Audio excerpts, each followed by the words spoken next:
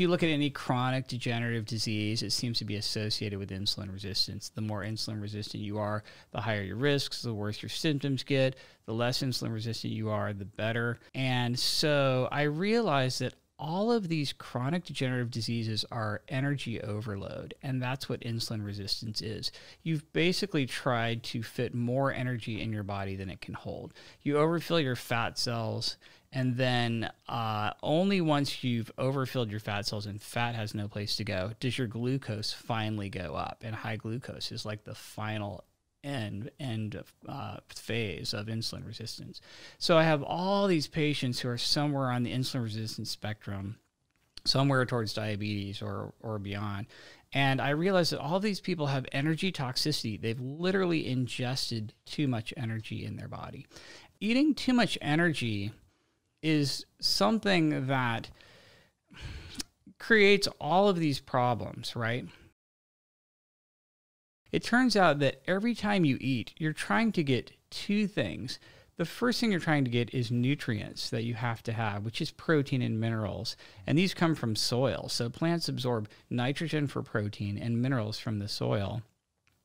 And then plants capture solar energy and store it as chemical energy as carbs and fats. So you're eating to get nutrients from soil, nitrogen for protein and minerals, and then energy from the sun, which is carbs and fats. And what I realized is all of these people are over-consuming energy because we've somehow disconnected energy from satiety, right? So big picture, all of your insulin resistance, all of your energy toxicity, all of your obesity, you've disconnected energy from satiety. So you've eaten past satiety and eaten too much energy. And we've left behind the protein and the minerals, the nutrients. And of course, high energy density carbs and fats together is actually kind of addictive and drives overfeeding like crazy because it's so rewarding. And then what we see is people are radically overeating past satiety because they actually get negative satiety from these high energy density carbs and fats together. So I realized that satiety comes from protein and minerals and the non-energy portion of your food. And then in order to fix the problem, you have to rebalance satiety with energy. You know what I mean?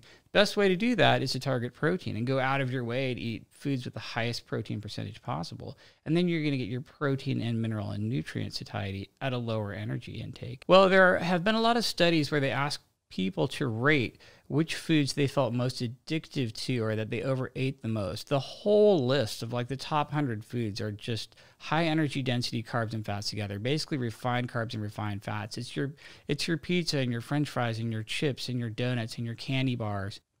You give an omnivore mammal a high energy density carb and fat together, it's going to automatically eat by 30 or 40% of calories. But we've also done studies that show that the combination of carbs and fats together is highly rewarding in the brain. It releases a lot of dopamine, not unlike an addictive drug. So it's literally a drug-like response in your brain. Now, I think you have to eat a certain amount of fat for satiety. And so you have to look at fat as something that's on a U-shaped curve. There's a certain amount of fat that's essential. You have to eat it. We have essential fatty acids we have to eat. You need a certain amount of fat for satiety, for gallbladder function. I don't recommend low-fat diets, however, because you're trying to solve the satiety equation.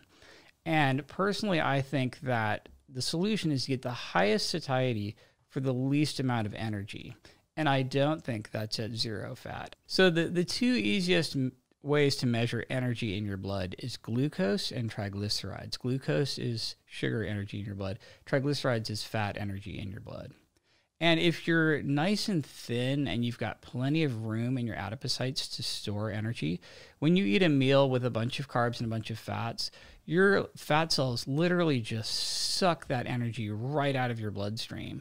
And so we have these studies where lean people eat a bunch of fat and the fat cells just hoover the triglycerides right out of their bloodstream, and your triglycerides stay nice and low no matter how much fat you eat. Same thing with glucose. If you have plenty of room in your liver glycogen and your muscle glycogen to store glucose, you can eat a bunch of carbs, and it literally just falls out of your bloodstream down a concentration gradient into your liver and your muscles, and it's gone. So if you have really low fasting triglycerides and glucose, then you're probably insulin sensitive, and you probably have plenty of room for energy storage, both glucose in your glycogen, liver and muscle, and fat in your adipocytes. The problem shows up when you start to have high triglycerides and high glucose. Typically, we'll see high triglycerides first. And high glucose is actually the very, very, very last thing to show up with insulin resistance. We'll see increasing waist circumference, high blood pressure, high triglycerides, low HDL, all of these things first.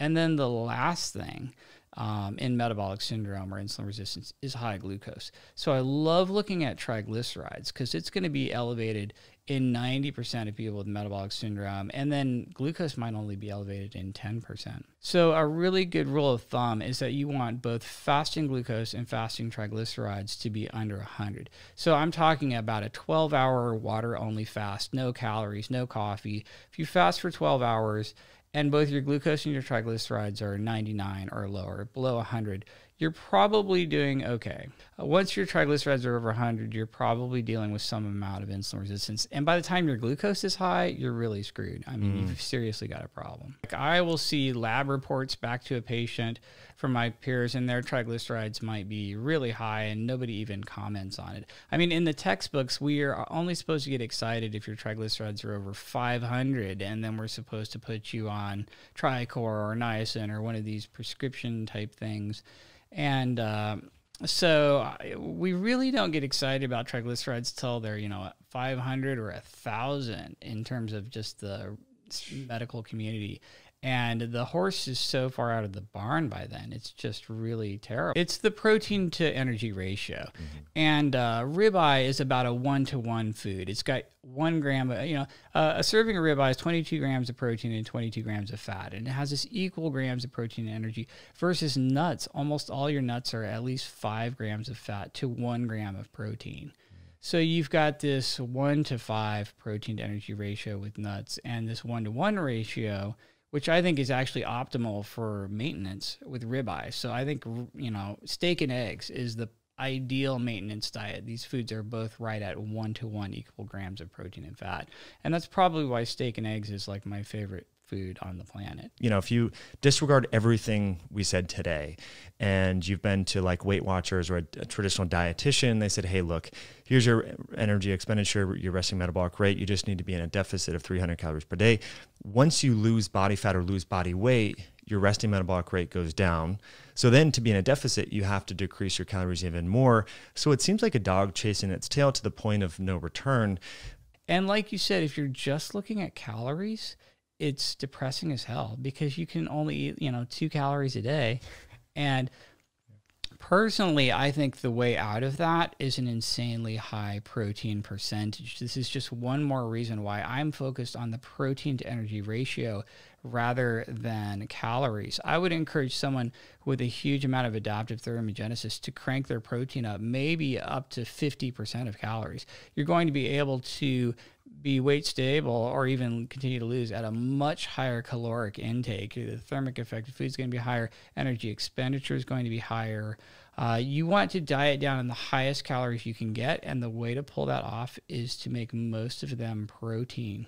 So I really, really, really like the protein energy ratio better than calories. And that's really why I'm such a carnivorous fan of animal foods, because you always have a higher nitrogen to carbon ratio in animal foods. It's just basic science, just trophic level. Like the plant can only absorb so much nitrogen because its roots don't reach very far. The animal comes along and eats 1,000 plants and just concentrates all the nitrogen. You have bioaccumulation. All the minerals get bioaccumulated. All the nitrogen gets bioaccumulated.